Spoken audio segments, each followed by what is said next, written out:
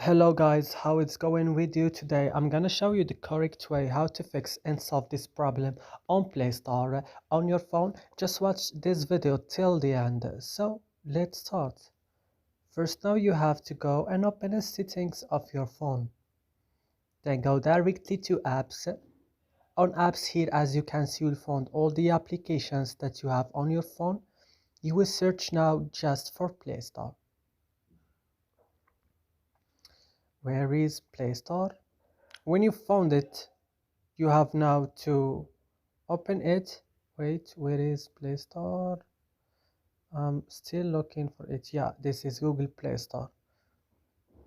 And then go to storage and click on clear data, click OK, then go back and click on force stop and click OK. And now the last thing is to restarting your phone, and that's it. So I hope this video is helpful for you. Do not forget to like, subscribe to our channel. See you in another videos.